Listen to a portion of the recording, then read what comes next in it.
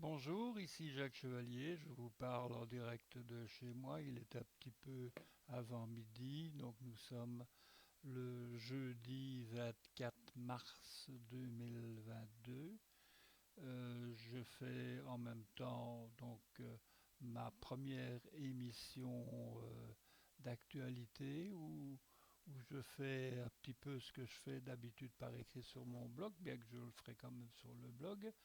Donc je vais vous parler aujourd'hui de mon indignation la plus totale vis-à-vis de la personne qui conduisait cette voiture BMW à toute vitesse euh, au mépris de la vie de 6 personnes et blessant plusieurs dizaines d'autres.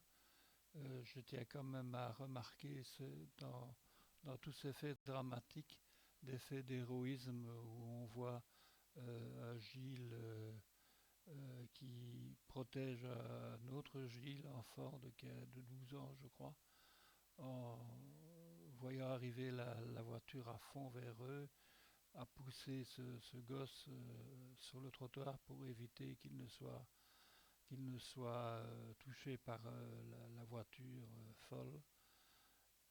Et ce gars-là, lui a volé quelques mètres en l'air et est mort.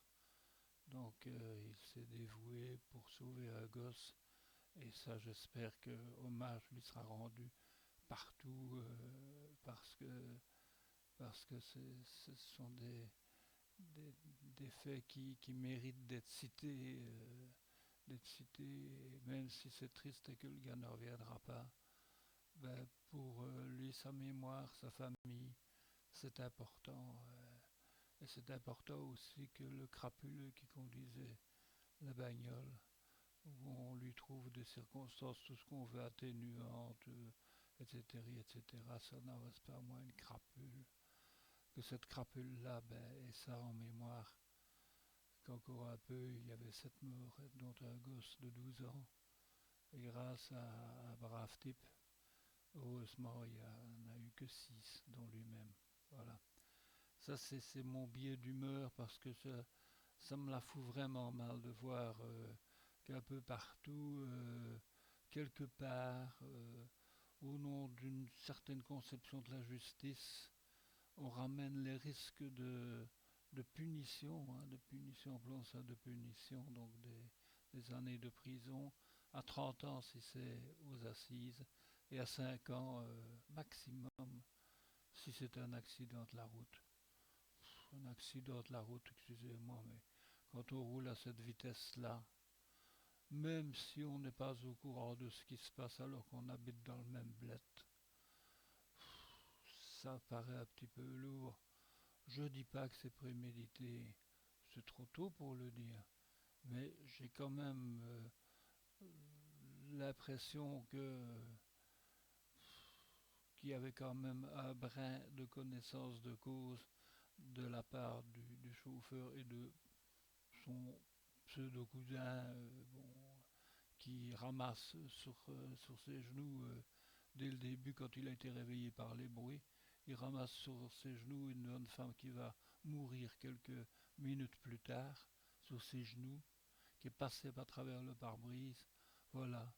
Et ces deux braves jeunes hommes de 32 et 34 ans qui se retrouvent en dehors de leur voiture à tirer un coup, à fumer un coup et à téléphoner l'un à sa mère et l'autre à se dire merde, zut, alors on a fait quelque chose de grave, hein, ben oui.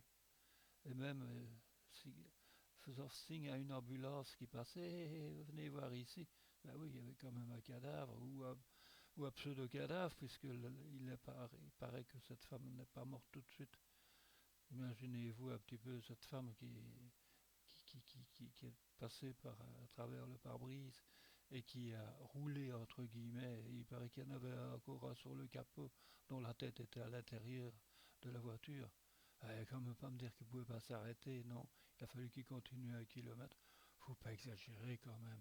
Je sais bien qu'ils avaient peut-être peur de se faire lâcher par la foule.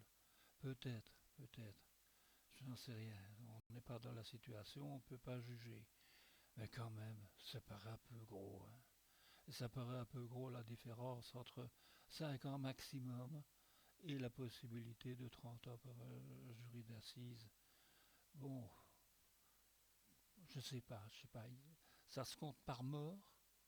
Ça se compte par mort quand c'est politique. Si un de deux avait crié comme ça dans sa sous-graphie ou quelque chose, voilà, Akbar, il aurait peut-être eu le plaisir de passer avec les autres dans des procès qui durent des années, des années, des années, hein, avec les meilleurs avocats du barreau. Je suis d'ailleurs étonné de ne pas avoir des noms d'avocats ici, spécialistes du barreau ici en Belgique, pour certains cas récents. Je ne vois pas. Ces avocats-là peut-être seront-ils relayés. Enfin, bon, ceci dit, c'était mon billet d'humeur. Il a quand même duré pas loin de 5 minutes. Et maintenant, je vais vous parler de la Covid, puisque au fond, on se cite un petit peu cela au niveau parlotte, euh, un peu de mon bloc. Donc simplement vous dire que hier on comptait 30 morts, qu'aujourd'hui les chiffres Sano nous disent encore 30 morts. Ça fait 60 morts en 2 jours, c'est quand même pas mal. D'accord, il y a une majorité de vieilles personnes. D'accord, c'est vrai. Mais enfin, bon, il y a quand même 60 morts en 2 jours, et ça nous fait, j'ai fait un petit calcul rapide, ça nous fait 19,27 morts par jour depuis le début de ce mois. Rien que de la Covid. C'est quand même, il faut quand même le signaler, alors qu'on nous dit que c'est code jaune, tout va bien, Madame la Marquise, tout le monde s'embrasse, hop là, on fait la fiesta d'ailleurs. Voilà. Alors il y en a une, Madame Vlieg, qui râle parce qu'on aurait dû rester en code orange au lieu de passer directement en code jaune. Mais c'est trop tard, Madame, c'est trop tard, c'est trop tard.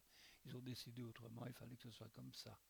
Voilà, hein, c'est des choses qu'on ne décide pas, c'est comme le prix du diesel, on diminue un jour, on augmente 5 jours après au même prix, et comme ça l'effet était, ah, les gens en ont un peu profité, ah, nanana. Enfin c'est n'importe quoi.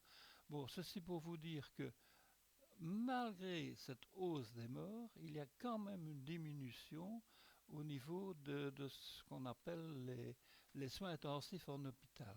Mais, soit dit en passant, j'aimerais bien qu'on me dise un jour, les gens qui sont en soins intensifs, qui sont remarqués soins intensifs dans les hôpitaux, ils font partie d'un ensemble, dont les 30 morts font partie d'un ensemble. Or, on sait que parmi les 30 morts, il y a des vieilles personnes qui étaient dans des homes.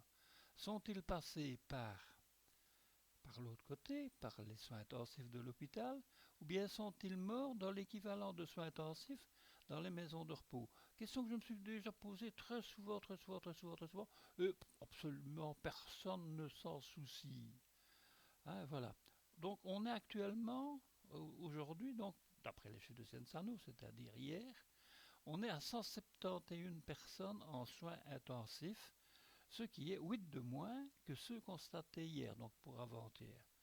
C'est intéressant, mais évidemment, le nombre de personnes, parmi ces 171, qui sont sous respirateur, donc qui sont dans le stade suprême, celui qui est l'antichambre de la mort, ben, il y en a 72. 72 contre hier 68. Donc, quelque part, bon, ben, le nombre d'un côté diminue, de l'autre côté augmente. Donc, attendons-nous à ce que demain, avec des chiffres pareils, les 30 morts soient peut-être un peu plus nombreux. Mais on ne sait pas dire exactement s'ils viennent des hôpitaux ou des maisons de repos ou des hôpitaux et des maisons de repos cumulés. On ne sait pas dire. C'est toujours très compliqué dans ce genre de calcul à la 642. Alors vous allez me dire, oui, mais il y a les tests. Il y a les tests. Ben oui, il y a les tests. Eh bien, figurez-vous que le 22, on a testé 51 479 personnes. C'est intéressant. C'est 5 000 de plus, parce qu'il y en avait 46 000. 40, non, qu'est-ce que je dis moi 46 157 annoncés hier. Et voilà qu'ici, donc, il y en a 5000 de plus testés qui, je suppose, se retrouveront dans les calculs des nouvelles contaminations commune par commune. Je faisais ça jusqu'à temps que je sois hospitalisé pour autre chose que le Covid et j'ai abandonné parce que c'était une charge trop lourde. Mais n'empêche que tous les 5 jours, on peut voir sur mon site, à une page en particulier, celle que je donne sur mon blog, où on peut voir l'évolution à peu près tous les 5 jours du nombre de personnes qui sont contaminées. Et on s'aperçoit qu'actuellement, c'est surtout en Flandre qu'il y en a. Beaucoup, beaucoup plus qu'en région liégeoise, particulièrement où c'est assez faible. C'est un peu curieux en tout cas.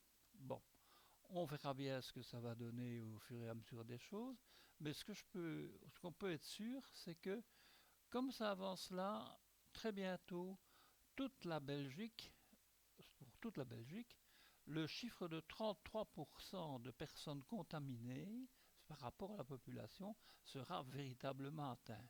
Actuellement, il dépasse un peu les 33% dans certaines grosses villes, mais ce n'est pas le cas dans certaines plus petites communes. Mais on n'est pas loin du tiers. Donc un tiers des Belges auront été victimes d'une manière ou d'une autre, gravement ou pas gravement, de la Covid depuis 2 ans. Voilà, donc je n'irai pas plus loin aujourd'hui. J'espère que cette petite séquence, qui fait malgré tout quasiment 12 minutes, vous aura plu. Je vais la mettre sur mon